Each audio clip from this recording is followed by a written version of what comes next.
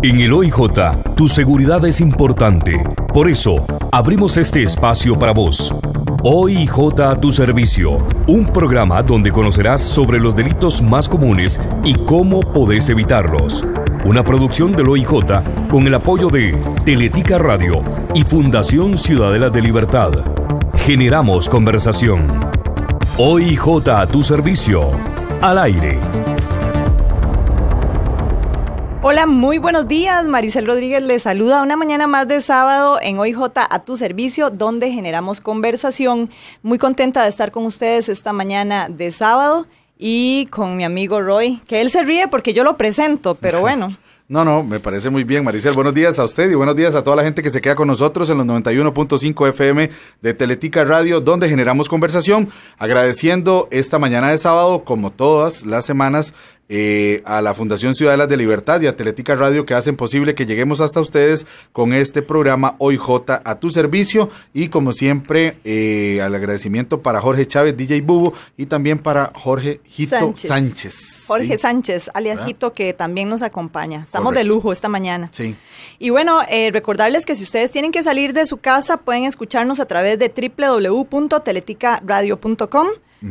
Perdón, y pueden también bajar la aplicación TuneIn y digitar Teletica Radio todo seguido, y ahí nos pueden seguir escuchando. También recuerden que la próxima semana tendremos el programa en Facebook, así es que sí, ahora Dilary, ¿qué apellido es? Dilary Quesada es la que nos está ayudando a grabar y a editar este programa para que ustedes puedan escucharlo durante la semana y puedan conocer a nuestra invitada del día de hoy. Correcto, porque hoy tenemos un tema, ¿verdad? Solo el nombre es interesante, Maricel. Sí, en realidad las personas creen que nosotros lo único que hacemos es investigar o, como dicen muchos, botar puertas y este tipo de cosas. Y pues no, tenemos toda un área, además de la parte de investigación, tenemos toda una área científica que ayuda en la parte de investigación y que es muy importante para la gran cantidad de casos que se investigan en el organismo. Entonces, bueno, el tema de hoy es antropología forense y cuál es ese aporte para la investigación criminal. Y para eso trajimos a la experta Georgina Pacheco Revilla, que es antropóloga forense del Departamento de Medicina Legal del Organismo de Investigación Judicial. Muy buenos días, Georgina, ¿cómo está usted? Buenos días, muchas gracias por la invitación. Estoy muy contenta de poder aportar un poquito e informar a la población sobre lo que es antropología forense y cómo trabajamos dentro del organismo de investigación judicial. Es un gran aporte, ¿verdad? Y para explicarle a la gente, para que se vaya ubicando, ¿qué es, Georgina, la antropología forense? Bueno, siempre que le preguntan a uno a qué se dedica y cuando uno contesta antropología forense, lo que la gente siempre se imagina es los programas televisivos que hay en la actualidad como CSI y Bones. Sí, yo me imagino Bones siempre. Entonces, bueno, primero, la gente a veces ni siquiera sabe qué es antropología. Correcto. ¿Verdad? Entonces, la antropología es es una ciencia integradora que estudia al ser humano desde el punto de vista de la sociedad, la cultura a la que pertenece y todo lo que es la variabilidad humana. Entonces, ¿por qué somos como somos a través del tiempo y del espacio? Y la antropología tiene diferentes subdisciplinas. Las 4 subdisciplinas principales y que nos ha legado la antropología norteamericana es la antropología social, la antropología lingüística, la arqueología y la antropología física biológica. La antropología física biológica es la que estudia esta variabilidad humana, la evolución del ser humano, el por qué somos como somos. Esto incluye, por ejemplo, antropología esquelética, entonces es el estudio de todos los restos óseos humanos, e incluye lo que es la antropología forense. Entonces, la antropología forense, la definición sería aplicar estos conocimientos que tiene la antropología física desde un punto de vista legal o judicial. Entonces, también aplica lo que serían las técnicas de arqueología, cuando se está aplicando arqueología forense, y la parte de antropología social, porque también nosotros lidiamos desde el punto de vista humanitario con familias y con víctimas. Bueno, no, el trabajo suyo no es exclusivamente con muertos. No, también con personas vivas. Ok. Claro. Eso es muy interesante. Porque en realidad la antropología forense tiene la parte científica y la parte humanitaria. Okay. Entonces siempre está lidiando con la parte social. Y en el caso suyo, las funciones también incluye entonces la parte esta social. Sí, aquí dentro del OIJ no lidio mucho con los familiares, pero han tocado casos en los cuales hay que hacerlo. Okay. Entonces, ahí es donde uno aplica toda esta parte de la antropología social. E incluso mi trabajo es para la sociedad, para esas familias. Correcto. Entonces también tengo que yo, a la hora de hacer mis análisis y mis investigaciones, tomar en cuenta esa parte humanitaria. Ahora, yo tengo entendido, y usted me corrige si no, si usted es la única antropóloga que tenemos nosotros en el OIJ. Forense. Forense, sí. exactamente. Sí, en este momento en Costa Rica soy la única que trabaja en antropología forense en el país. Bueno. Qué interesante. ¿Y cómo nace o por qué nace esta parte de la antropología en América Latina, verdad? Hablo porque es lo que más o con quien más tenemos nosotros relación. De hecho, hay una asociación de antropólogos forenses de América Latina. Sí, bueno, la antropología forense nace en Estados Unidos y son los primeros antropólogos físicos que trabajan con el FBI en Estados Unidos. Más que todo con lo que es la identificación y reconocimiento de los soldados en las guerras. Entonces, ahí empieza esta introducción de lo que es un antropólogo físico trabajando desde ese punto de vista forense. Ellos son los que lo incluyen dentro de la investigación con ese fin. Exactamente. Okay. Entonces, en América Latina, la historia política que tienen muchos países latinoamericanos es una historia de dictaduras y de muchísimas regímenes, muertes, exactamente. Eso incluía desapariciones forzadas, miles de desapariciones forzadas. Entonces, los familiares y las víctimas, incluso que quedaron, necesitaban y querían hacer una investigación y saber cuál era el paradero de esas personas. De las Claro, personas. de los cuerpos. Sí. Exactamente, se empiezan a encontrar lo que son las fosas comunes. Entonces, las organizaciones de los familiares, al no confiar en los mismos forenses oficiales, que incluso formaron parte de estas desapariciones forzadas, entonces buscan ayuda internacional. Y es ahí como llega un antropólogo forense famoso de Estados Unidos que se llama Clyde Snow, y él se traslada a América Latina a enseñar a estos arqueólogos y antropólogos a cómo hacer las investigaciones forenses. ¿Y a dónde? ¿A qué país? Argentina. Argentina. Argentina. Argentina es el momento. primer país, Ajá. exactamente, y es donde se funda el equipo argentino de antropología forense, que es el primer equipo que surge en América Latina. Pero ya este norteamericano ya había tenido alguna experiencia con el FBI. Exactamente. Perfecto. Exactamente. Entonces él es el que inculca esos conocimientos a antropólogos latinoamericanos. Entonces empiezan con el equipo argentino de antropología forense en los principios de los 80. Después el equipo peruano de antropología forense también en los 80. También se forma la Fundación de Antropología Forense de Guatemala. Eso es como en los 90. También surge en Chile, surge en Colombia. Y en el 2003 se crea la Asociación Latinoamericana de Antropología Forense. 2003. Entonces, en el 2003. Entonces, Que incluso, estuve viendo en un documento que usted me envió por correo, que incluso hay ciertos protocolos que siguen los países que están agremiados a través de esta asociación, protocolos a la hora de la investigación forense. Exacto. O sea, no es que se les ocurre al antropólogo hacer las cosas como quiera, sino que a través de los años de experiencia, como bien dice usted, de tantos años, han ido ya creando todo un protocolo de acción. Sí, sucede que en América Latina prácticamente no hay estudios de antropología forense, y los que trabajamos en antropología forense o son arqueólogos o son antropólogos. No es el título de antropólogo forense, pero toda la experticia y todo lo que van generando conforme empiezan a trabajar en forense, los hace llamarse antropólogos forenses. Entonces, la Asociación Latinoamericana de Antropología Forense, ALAF, que se le llama, lo que quiere es reunir a todos estos antropólogos latinoamericanos y precisamente desarrollar la disciplina de una manera estándar, que todos cumplamos con esas guías de actuación en antropología forense. Entonces, bueno, eso es uno de los objetivos que tiene. La junta directiva de la ALAF cuenta con 8 miembros, de los cuales todos son países distintos de América Latina. Orgullosamente digo que formo parte de esta junta directiva en este momento. ¡Qué bueno! Entonces, eso lo que hace es generar una proyección mundial, ¿verdad?, de lo que es la antropología forense latinoamericana. Incluso estos equipos de antropología forense, el argentino, el peruano, son equipos llamados por organizaciones, por la ONU, por el Comité Internacional de la Cruz Roja. Ellos tienen camino ya adelantado por haber empezado, ¿verdad? Y cuentan con mucho personal que pueda ir a través del mundo, incluso dan talleres, dan cursos a otros países del mundo que tengan precisamente este contexto político donde sea necesario Es la curioso. investigación. De hecho, es curioso porque los países que usted mencionaba justamente son los países que se han destacado por sus dictaduras o por problemas, por ejemplo, con crimen organizado, como Guatemala, Colombia. Colombia, México en la actualidad. Ajá. Exactamente. Entonces, qué importante es, ¿verdad? Este tipo de antropología.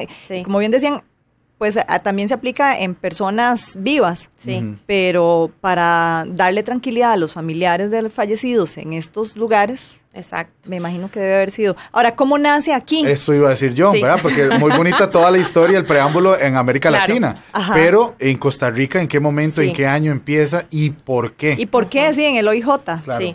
Bueno, hay otra antropóloga forense costarricense, ella se llama Roxana Ferlini, ella es la primera antropóloga forense de Costa Rica. Ujú. Ella sacó su especialidad en Estados Unidos, regresa a Costa Rica y ella empieza a trabajar con el OIJ como consultora, Ujú. peritajes ocasionales. Y estuvo trabajando igual para los objetivos que cumple la antropología, que es identificación, análisis de restos óseos humanos. Y estuvo trabajando de 1989 a 1993. Después ella sale del país y ya trabaja en otras... Pero ella es costarricense. Ella es costarricense, Ajá. sí, 100% costarricense, y fue la primera en trabajar para el OIJ desde ese punto de vista como interconsultora. Ujú. Quiere decir que en el organismo ya, porque si estamos ya tiene- pensando ya, sí. en que el organismo nació en el 73, digamos Ya que en el 89, pocos años ajá. después ya teníamos Sí, la sí. necesidad. Exactamente.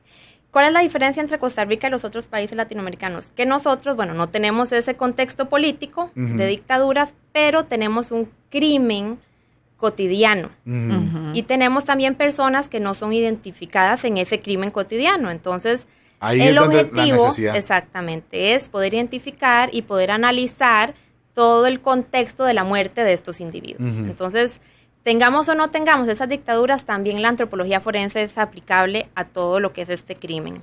Incluso se puede ver en otras veces, como Colombia, por Correcto. ejemplo, que no es dictadura, pero también son crimen organizado, organizados. narcotráfico, Ujú. Exacto. e incluso el crimen día a día, ¿verdad? Ujú. Lo que es violencia con herramientas de arma blanca, por Ujú. ejemplo, todo eso también se puede investigar por medio de la antropología forense.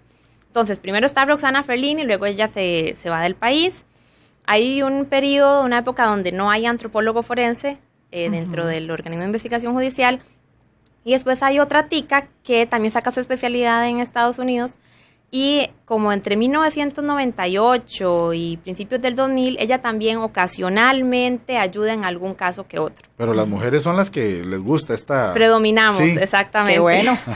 Buenísimo. En carreras que son poco Sí, comunes, correcto. ¿verdad? Sí. Sí. Entonces, bueno, ella está en casos muy esporádicos. Después, en mi caso, yo, bueno, primero saco arqueología en la Universidad de Costa Rica y después me encantó lo que fue la clase de antropología física y los restos óseos. Y Ahí se enganchó. Ahí yo dije, quiero estudiar huesos. Ajá. Ujú. Entonces, en Costa Rica no existe la especialidad. Ni siquiera existe una licenciatura, una maestría Nada. en antropología física ni forense. Entonces, ese es el primer requisito, saber que uno tiene que ir afuera a estudiar. Ujú. ¿verdad? Entonces, requisito y obstáculo a la vez porque no todo el mundo tiene Tiene las la posibilidad, posibilidades. claro. Entonces, ya eso representa una barrera. Ujú. Bueno, entonces tuve la oportunidad de ir a sacar mi maestría en España, la saqué en antropología física y cuando regresé hubo una charla que daba el doctor Bonilla, que era el jefe de patología forense en ese momento. Ajá.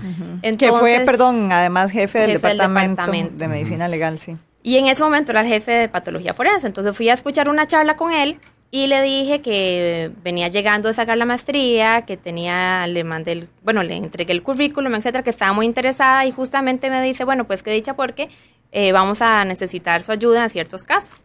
Al mes ya me estaban llamando y al mes empecé con pericias esporádicas también como interconsultas y me apasioné tanto con el tema forense y con los casos que poco a poco me fui metiendo más, había más colaboración con los médicos, incluso con la gente de campo, bueno, cómo fue que se hizo la recolección de los huesos, cuál Se involucró información, totalmente. al 100%. Entonces poco a poco se fue creando esa necesidad. Ujú. Y ese trabajo multidisciplinario entre todos, ¿verdad? Que también la antropología forense se puede aplicar a diferentes casos. Entonces, con el apoyo de los jefes, después el doctor Bonilla llegó a ser jefe del Departamento de Medicina Legal, luego el doctor Aguilar, que es ahora jefe de Patología, ahora que está el doctor Vega, que es el jefe del Departamento Legal, bueno, hasta con don Walter Espinosa. Entonces, correcto, se fue creando ese apoyo, incluso con los mismos médicos. Me surge, Sí. Georgina, la pregunta, porque vemos que, bueno, como peritajes a través de muchos años, ¿por qué en estos momentos Sí. se hace, o se da la necesidad, y ya más recientemente la necesidad de que haya permanentemente una antropóloga forense en el organismo? El aumento de casos es notorio, ¿verdad? Y no solamente el aumento de casos de restos óseos, sino también del tipo de trauma que se evidencia tanto en restos óseos como en cadáveres. Y el tipo de análisis que se puede generar por medio de la antropología forense. Entonces, con ese aumento de casos y el tipo de violencia, cada vez, pues, me llegaban más casos, ¿verdad? Entonces, llegó un punto en el cual, bueno, logré que me dieran medio tiempo interina. En el 2014, en el 2016 surgió el tiempo completo, e incluso ya estoy en propiedad. Y es la primera vez que existe un antropólogo forense de planta en el OIJ. ¿Y qué casos ves en el Bueno, diario vivir? Sí, mucho tipo de casos. En realidad les puedo explicar un poquito cuáles son los objetivos y cuáles son las responsabilidades que tengo yo dentro Claro. del Poder Judicial. Entonces, bueno, entre esas está, primero, ayudar a informar si los casos son humanos o no humanos.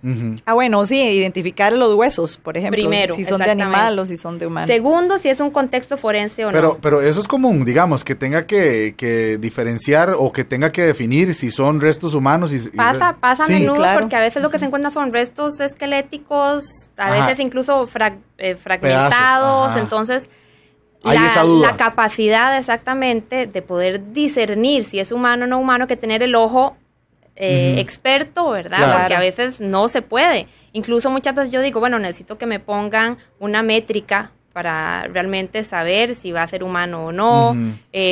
Puede ser incluso que un cráneo de un chimpancé, alguien que no tenga la Sí. especialidad o el conocimiento, Podría lo pueda confundir con un confundir. cráneo de un niño, por ejemplo. Ajá, ajá. Entonces es muy importante poder discernir, o qué sé yo, que se encuentren restos óseos humanos con restos óseos de Que animal. estuvieran ahí juntos, ajá. ajá. Exacto. Entonces, poder discernir si es humano o no humano ya es el primer paso. Correcto. Después, si es de un contexto forense o no es contexto forense, pueden ser casos arqueológicos que también se ha dado. Aquí en Costa Rica hay muchos cementerios indígenas y tal vez por cosas del tiempo, del clima o la lluvia o inundaciones salgan a flote ciertos restos, ¿verdad? Que sean de contexto arqueológico, entonces poder discernir y decir, no, esto es para el Museo Nacional Ajá. o esto sí es algo forense que nos concierne al OIJ. Qué interesante, Georgina, porque entonces quiere decir que los huesos tienen alguna transformación que para ustedes los arqueólogos los hace evidente si, por ejemplo, son huesos o restos que tienen 10 años de estar Sí. ahí, que si son restos que pueden tener 300 años de estar ahí. Claro, tiene mucho que ver con el tipo de deterioro o conservación que tengan los huesos. Entonces, muchas veces están muy deteriorados, muy frágiles, muy débiles, lo cual ya eso nos está indicando que tienen mucho tiempo de estar ahí. La coloración que tengan, si fueron que estaban enterrados o no. Todos estos procesos nosotros le llamamos procesos tafonómicos, que es todo lo que le sucede al cuerpo o a un individuo en el momento en que muere hasta que sus restos son encontrados. Porque pueden pasar por muchísimos procesos, tanto físicos, químicos, geológicos, incluso el ser humano, ¿verdad? Puede ser que el ser humano lo entierre de una cierta manera.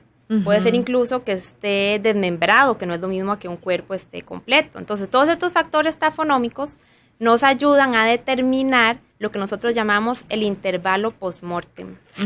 Una pregunta, porque a veces le dicen a uno que los huesos también incluso se desintegran, ¿verdad? Pero se encuentran estos restos arqueológicos que tienen X cantidad de años. Los fósiles, Ajá. por ejemplo. Y ¿Cuánto bueno, podría durar? sí, y qué hace que unos restos perduren ahí por miles de años y otros no? Bueno, mucho tiene que ver los procesos geológicos y el tipo de suelo en el cual estén estos restos óseos. No es lo mismo, incluso no es lo mismo que un que unos restos óseos estén a la superficie, llevando agua, sol, estar expuestos a carroñeros, que son los animales que pueden estar dañando los huesos, así son huesos que están enterrados, que tienen mínimo contacto con oxígeno, con superficie, o tal vez más bien están bajo el agua, que eso también es otro factor. El tipo de tierra o suelo en el cual estén puede generar o no esta fosilización. Hay huesos que pueden desaparecer completamente, otros que por un proceso geológico llegan a fosilizarse y pueden durar millones de años, ¿verdad? Entonces, las condiciones son las que van a determinar eso. Todo va a depender del tipo de condición en el cual esos restos se encuentren. Entonces eso es lo que nos va a determinar si pueden perdurar o no. Ahora, ustedes apoyan, digamos, usted apoya a la investigación. Sí. ¿Qué determina el trabajo suyo en un hallazgo de restos óseos? O sea, ¿qué puede determinar usted que apoya la investigación? En el momento que nosotros ya definimos que son humanos y que son de contexto forense, entonces vienen ciertos pasos que hay que seguir. Primero, el número mínimo de individuos. Si tenemos una cantidad de restos óseos, hay que determinar cuántos individuos tenemos ahí. En Costa Rica tenemos, creo que la dicha de no tener fosas comunes, y a veces cuando se encuentran fosas, por general son individuales. Sí, o cuando se encuentran restos, por lo general es un cuerpo que está muy bien identificado, que es solo un cuerpo, ¿verdad? Entonces es más fácil, y el número mínimo de individuos o la estimación de este número mínimo de individuos suele ser 1. Hemos tenido un caso de una fosa que resultaron ser 3 individuos que Coronado. Sí, en Rancho Redondo, Sí. que ha sido como la, que ha sido como la más conocida o chocante en ese sentido, porque en Costa Rica eso no se había dado. Sí. Entonces, pero eran cadáveres, entonces también era muy fácil identificar que era... bueno, todavía no estaban reducidos a restos óseos. Eran cadáveres. No, porque entonces, se descubrieron a tiempo, poquitos días. No es lo mismo una tumba o un entierro de un individuo a uno de cientos o miles de individuos, donde ahí hay que ir paso por paso para poder estimar cuál es este número mínimo de individuos. Entonces, creamos o estimamos lo que sería el número mínimo de individuos. Una pregunta, Georgina, y por ejemplo, si hubiera una fosa donde hay 20 personas, sí. ¿Cómo determinan ustedes quién es quién o cuáles huesos les pertenecen a...? O sea, para poder identificar plenamente, a veces es muy ¿eso es difícil. Con ADN o es solo con A veces es muy difícil ya decir qué hueso le pertenece a qué persona. Con la estimación del número mínimo de individuos, lo que uno hace es que tiene un hueso representativo, por ejemplo, la mayor cantidad de fémures derechos de adultos. Entonces uno sabe que ese es el hueso que mayor cantidad de unidades tenemos. Entonces, qué sé yo, tenemos 20 fémures derechos. Puede ser que tengamos 15 tibias derechas, pero ya sí sabemos que hay 20 fémures derechos, sabemos que por lo menos hay 20 individuos. Ese es el número mínimo de individuos. Que cuál pertenezca a cuál va a veces costar mucho, al menos de que estén en posición anatómica y se sepa muy bien o estén muy bien identificados cuáles son. Si no, va a costar mucho poder diferenciar. Por lo menos se puede decir cuál es adulto, cuál es subadulto, cuál puede ser incluso adulto mayor, dependiendo del hueso que tengamos, eso sí se puede estimar. De lo que midan. Ahora, algo que me surge la duda. Usted está en ese proceso desde el inicio para también dirigir la parte de la excavación, ¿verdad? Exactamente, sí, como soy arqueóloga, entonces la parte de la arqueología forense también es aplicable en estos casos, cuando se tengan que hacer exhumaciones. Porque eso es muy interesante, cómo ella va dirigiendo, dónde se escarba y cómo se debe ir haciendo, porque excava. Sí, exacto. ¿Cómo se hace? ¿Cuál es el proceso? Entonces, bueno, se da el hallazgo, dicen hay unos huesos aquí, entonces, ¿cómo procede? O incluso se puede decir, se cree que hay huesos, se cree que hay una fosa. Entonces, el primer paso es la planificación. ¿A dónde se cree? ¿Es una finca? ¿Qué tipo de clima? ¿Qué tipo de vegetación? ¿Cómo vamos a actuar? ¿Qué tipo de materiales? ¿Y cuántas personas vamos a trabajar en ese caso? Primero, cuando ya se tiene toda esa información, entonces llegamos al lugar, hacemos lo que llamamos una prospección. Correcto. Entonces analizamos el área. Lo que estamos buscando son alteraciones en la vegetación o en la superficie que nos puedan indicar que ahí hay una fosa. Entonces, en el momento en el que encontramos una alteración que sea humana y no tal vez algo geológico, entonces cuando sepamos que hay alguna alteración humana, entonces y también trabajamos con la unidad canina. Entonces siempre vamos paso a paso. Claro. Tanto el olfato canino, ¿verdad? Como claro. el ojo arqueológico, siempre vamos paso a paso. Entonces, cuando también la unidad canina está indicando ciertos lugares, el ojo experto de uno también, entonces uno empieza a analizar el tipo de suelo, si uno ve una textura diferente en la tierra, en la vegetación, que la hay coloración. Tierra movida, qué sé yo. Ajá. Exactamente, entonces ahí vamos trabajando. Cuando ya creemos que se encuentra una posible fosa, empezamos el proceso de exhumación. Hay ciertas técnicas y metodologías de la arqueología que se aplican de manera científica, igual en la parte legal. Entonces, por ejemplo, la cuadrícula, las mediciones, el ir bajando nivel por nivel, estrato por estrato. El tipo de las capas de tierra. Claro. Y la cuadrícula, Georgina, tal vez para que la gente nos entienda, claro. es que ustedes hacen como un cuadrante. Sí, exactamente. En el sitio. Se crea un punto alfa o punto cero en una del perímetro donde se va a hacer la excavación, y a partir de ahí se tiran líneas con mediciones exactas y se crean cuadrantes. A cada cuadrante se le pone una letra, un número, para que después, a la hora de realizar la evidencia que se encuentra y a la hora de interpretar todo ese contexto, sepamos dónde se encontró cada cosa. Incluso que eso tiene importancia en la investigación también. Claro, porque eso es lo que nos está evidenciando, es el contexto en el cual esa persona fue enterrada. Y muy importante saber en qué lugar de esa cuadrícula se encontraron evidencias que nos puedan ayudar al caso, si estaban cerca del cuerpo, si estaban alejadas, y qué tipo de evidencia. También el nivel en el que se encontraron. Puede ser que haya evidencia, puede ser que la fosa tenga tanto tiempo que se encuentre evidencia que no esté relacionada porque están en los primeros estratos. Correcto. Hay sedimentación con el paso del tiempo, y puede ser que hayan estructuras incluso, puede ser que haya material que no tenga nada que ver con el caso, pero uno lo puede discernir por el tipo de estrato en el que está. Correcto. Otras sí están en el estrato donde se encontraron los restos. Nos pasó un caso en Guanacaste, que era cerca de Playa Potrero, un caso en el cual se encontraron unos restos óseos y estaban muy fragmentados, yo los veía muy frágiles, muy delicados, incluso yo llegué a pensar, me parece que puede ser arqueológico. De hecho, por la zona se había encontrado anteriormente restos óseos que tenían o que eran de contexto arqueológico. Entonces yo empecé a dudar, empecé a preguntarme, y conforme íbamos bajando, conforme íbamos exponiendo toda la evidencia, porque esa es otra cosa, no se recolecta nada hasta que no esté todo expuesto.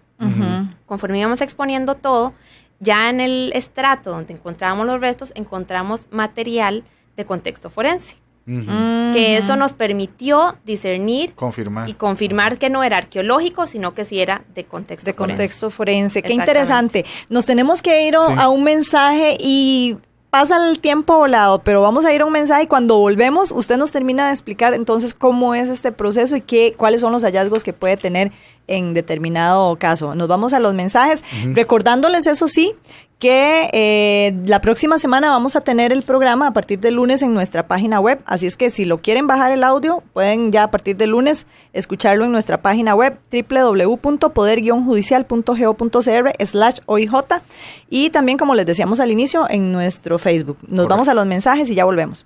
Mi nombre es Rodolfo Arce Hernández, soy el jefe de la plataforma de información policial.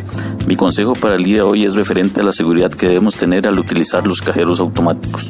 Solicita al personal del banco toda la información que estime necesaria para operar el cajero automático de forma segura. Cambie la clave o contraseña personal asignada por la entidad bancaria de forma periódica. No facilite el número de clave personal ni lo escriba en la tarjeta magnética. No digite la clave personal en presencia de personas ajenas, aun cuando pretendan ayudarlo. No facilite la tarjeta magnética a terceros, ya que ella es de uso personal. No utilice el cajero automático cuando se muestren mensajes informando de fallas técnicas en el mismo. No olvide retirar la tarjeta magnética al finalizar sus transacciones. Si el cajero le retiene la tarjeta o no emite el comprobante correspondiente, comuníquese de inmediato con el banco. En caso de pérdida o robo de su tarjeta, denuncie de inmediato esta situación al banco. OIJ, Investigación y Ciencia a su servicio. Estás escuchando OIJ a tu servicio, un espacio para tu seguridad. Enseguida estamos de vuelta.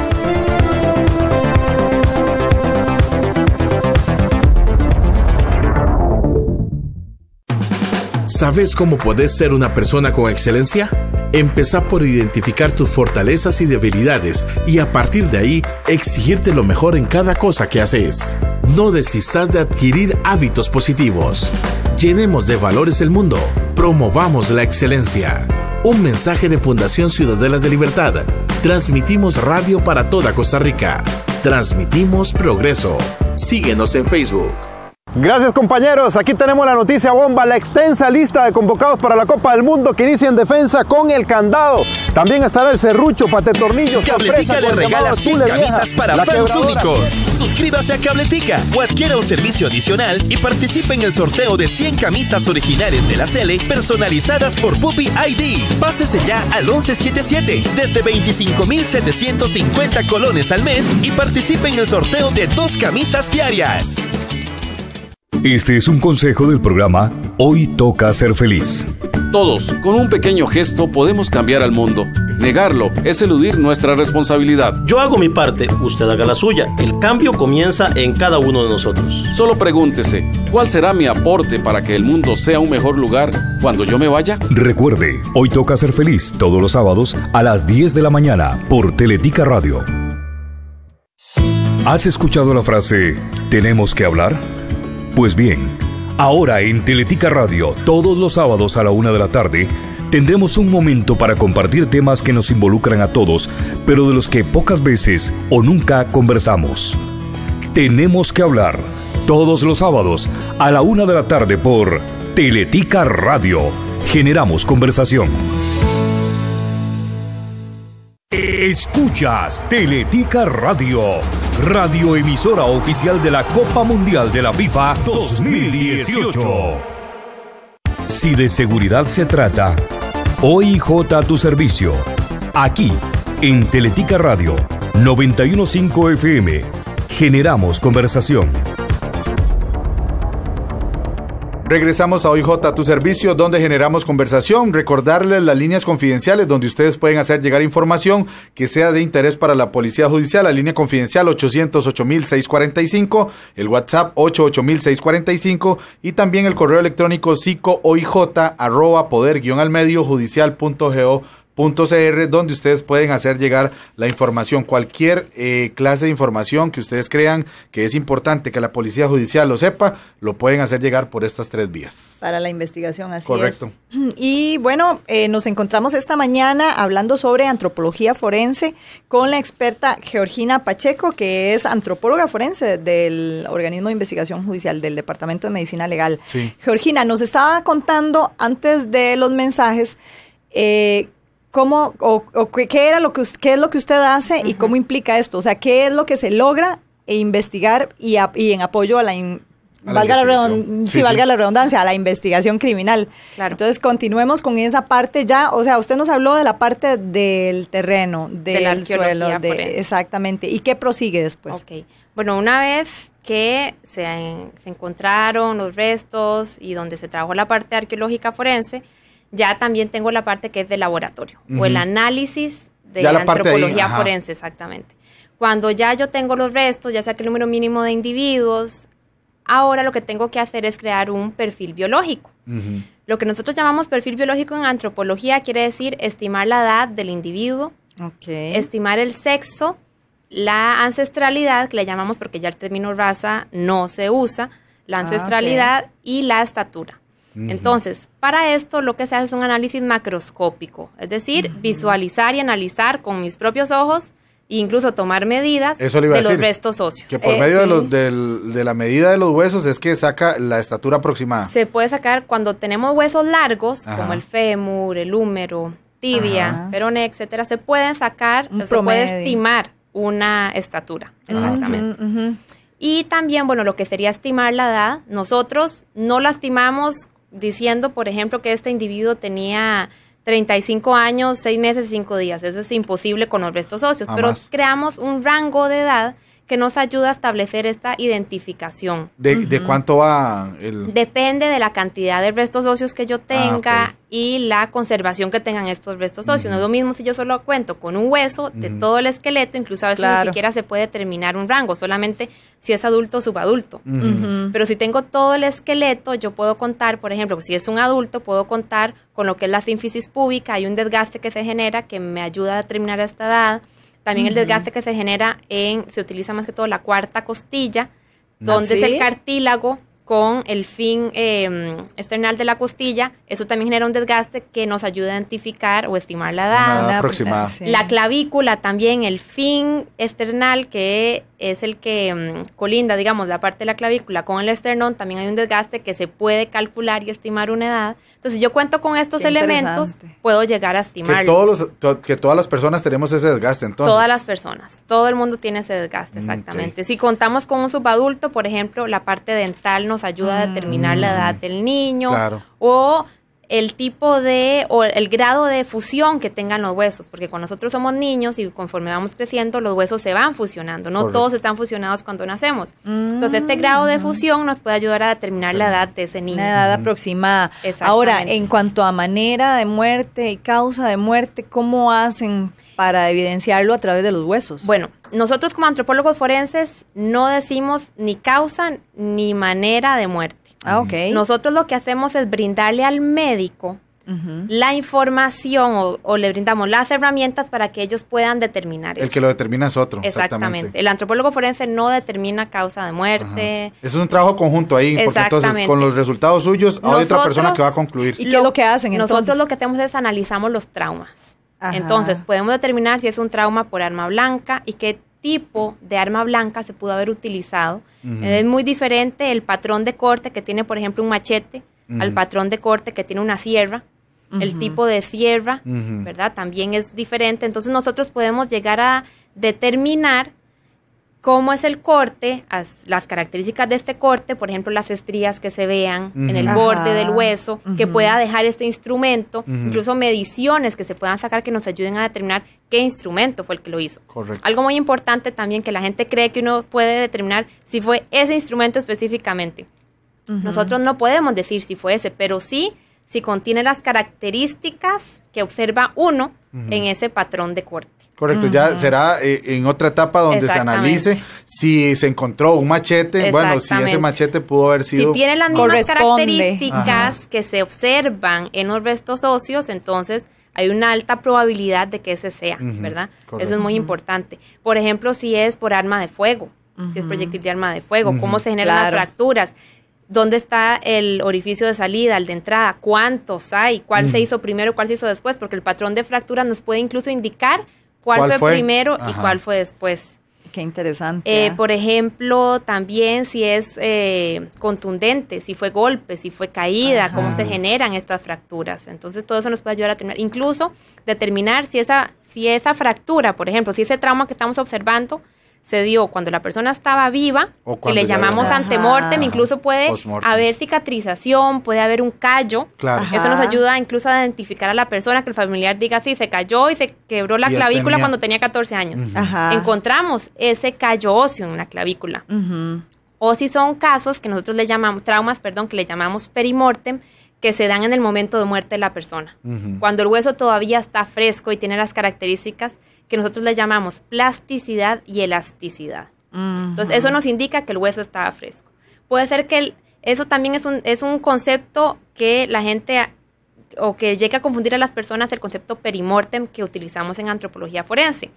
Porque puede ser que la persona haya muerto y minutos después le ocasionaran ciertos traumas, pero el hueso todavía tiene estas características, entonces nosotros lo observamos y aún así le llamamos perimortem. O puede ser que se le haya producido minutos antes de morir. Correcto. Entonces, nosotros, a diferencia de los médicos que pueden observar si hay reacción vital o no en el tejido inmediatamente después de que la persona muere, nosotros no podemos en el hueso. Eso es muy importante. Ahora, Georgina, hay un caso, ahora que está hablando de eso, y a mí me parece muy interesante porque yo supe todo lo que se dio a través de ese caso, que es el caso de este muchacho, no me acuerdo si era estadounidense o canadiense, experto, igual que su papá, creo, en andar en lugares boscosos alrededor del mundo. El muchacho se pierde aquí y es encontrado como un año después, en Corcovado, o 2 años después.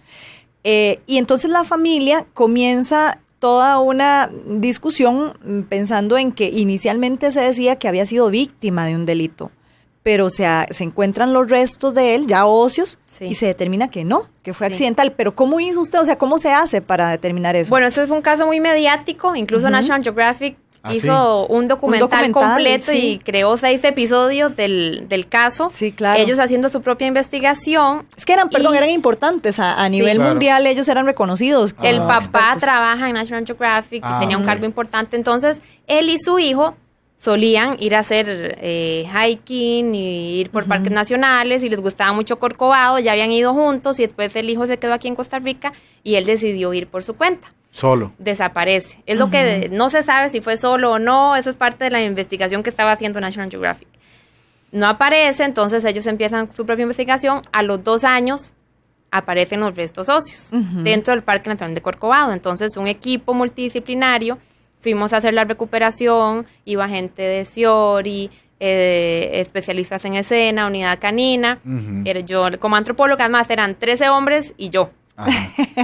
Sí, tuvimos sucede en el organismo. Sí. Tuvimos que caminar 6 horas hasta llegar al lugar, acampamos en Corcovado, fue una experiencia inolvidable, la verdad. ¿Y los restos estaban? Los restos estaban en un lugar donde no había señal, no había... camino del Parque Nacional, era completamente aislado. Virgen, ahí total, cerca de un riachuelo.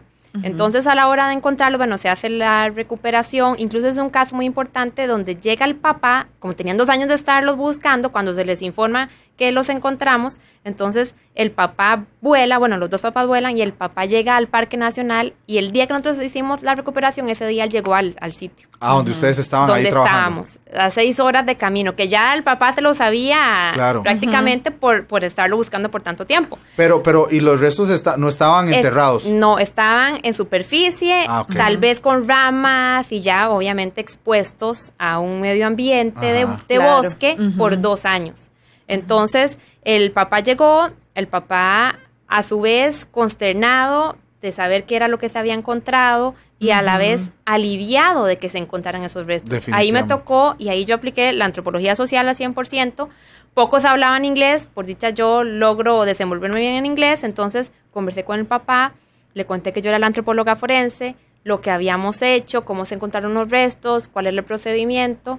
El papá sintió una paz y me lo dijo así. Desde en este momento estoy sintiendo paz de saber que está en manos de científicos, que se está haciendo de la manera adecuada, e incluso cuando ya se logró hacer el análisis de los restos, yo llegué a conversar con él otra vez y le dije, no hay evidencia de ningún trauma.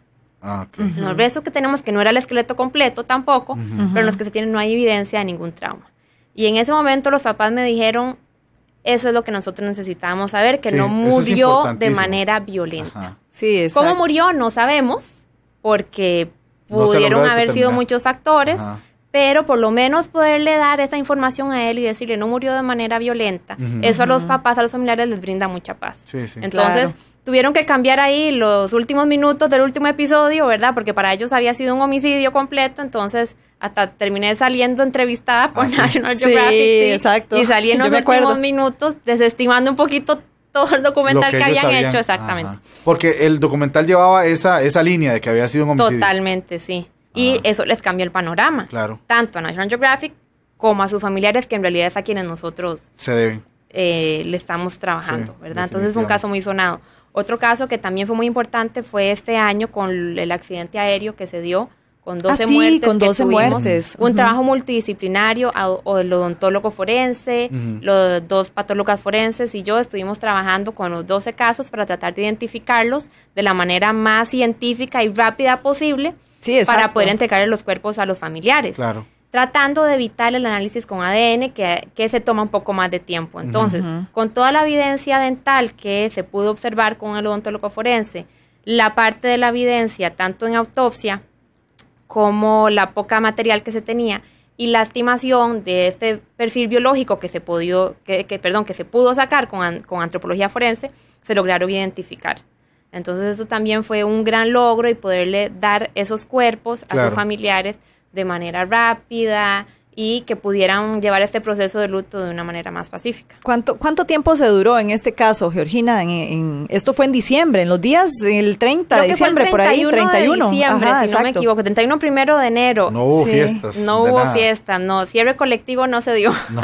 Bueno, eso es importante porque para el organismo es así, ¿verdad? Así es siempre, sí, la verdad que uno siempre está disponible porque los casos se dan en cualquier momento, uno no uno no lleva el control de eso, ¿verdad? Exacto. Entonces... Ahí es donde sale a flote la mística que tiene la gente que trabaja para y la pasión que uno siente, porque es la parte humanitaria, lo que hablábamos anteriormente. Ajá. Porque al fin de cuentas es para los familiares. Sí. Uno podría decir, o por ejemplo en mis casos, pues son casos que pueden tener hasta años, ¿verdad? Y un día más, un día menos, pero eso no se trata de eso, se trata de hacerlo de la manera más correcta, más científica y más idónea para los familiares, para que ellos puedan tener esa resolución. Y si es una persona no identificada, bueno, igual tener la información lo más rápido posible, porque en algún momento se podrá identificar. Claro. Exactamente. Entonces, sí, ese caso del accidente aéreo, creo que fue una semana completa que estuvimos haciendo autopsia, mañana, tarde, e incluso verificando toda la información que iba llegando para poder identificarlos.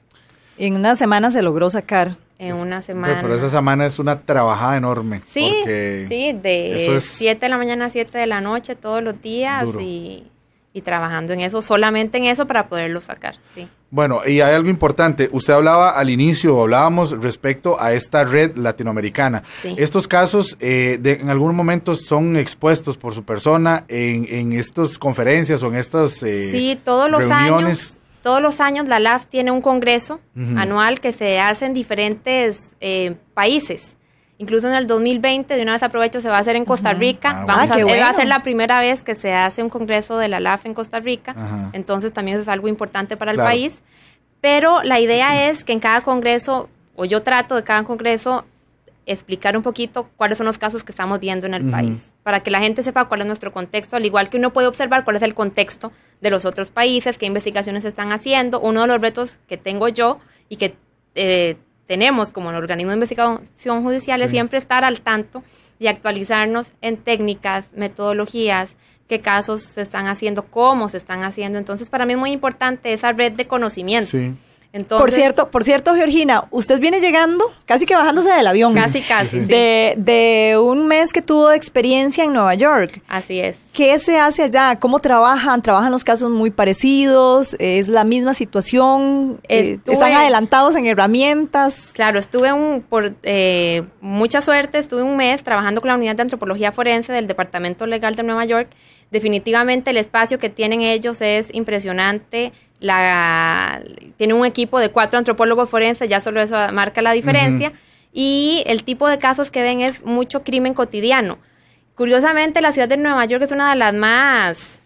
Sí. De las que menos homicidios tienen. Entonces, es otro tipo de crimen el que ellos ven. También tuve la dicha de que justo ese mes tocó un caso muy interesante de una descuartizada. Entonces, cómo se maneja, ¿verdad? Una escena de esas, desde la cena hasta la autopsia y el análisis. ¿Y pude ir a la cena. Buenísimo. ¿Pudo ir a la Ahí cena, sí puedo decir que sí es ahí completamente. ¿Sí? Yo me sentía ¿verdad? como una película así, lo cual genera un conocimiento increíble de cómo lo manejan ellos. Y desde ese momento involucran al antropólogo forense. Sí. Parecido acá, porque en realidad aquí se trata de la cena donde se creen que hay restos desde ese momento, que es lo ideal. Y desde el tipo de análisis que utilizan ellos, los microscopios, las mesas de trabajo, ¿verdad? Es otro tecnología tipo.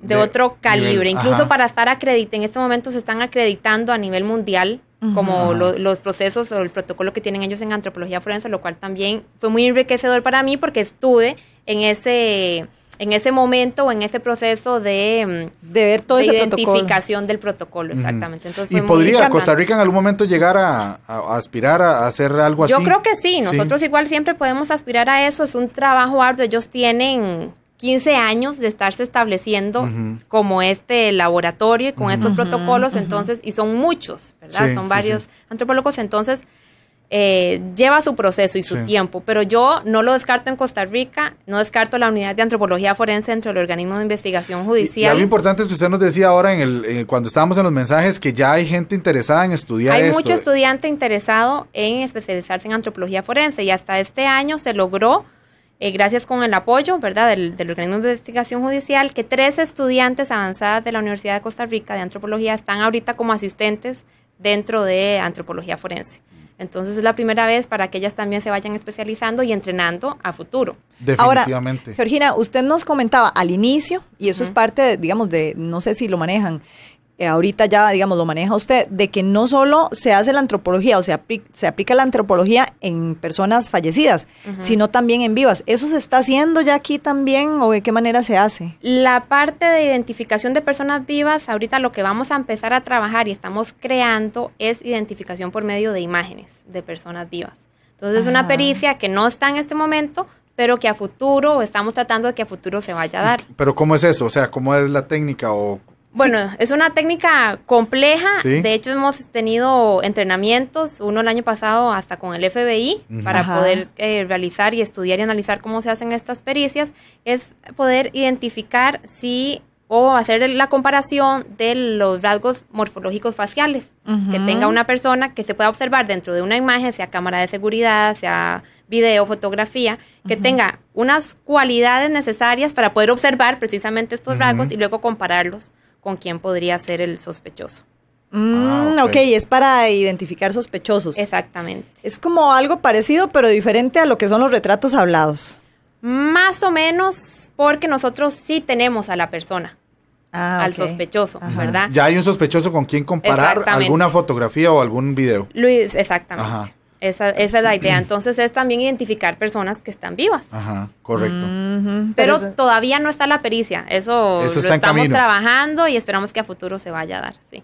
De hecho, esto podría servir tanto para identificar sospechosos como para personas, por ejemplo, que de pronto estén desaparecidas y aparezca alguien y entonces se trate de hacer la comparación. Es otro tipo de pericia, sí. En este momento no lo estamos abarcando porque las pericias que se están demandando es más que todo para sospechosos, ¿verdad? Pero creo que la antropología forense y la variabilidad humana da para muchísimo y da para apoyar en muchos aspectos a las investigaciones. Así que a futuro, ¿por qué no? Sí, definitivamente. Así es. Ahora, Georgina, porque ya tenemos que ir terminando, lamentablemente, como siempre, se nos agota el tiempo rapidísimo.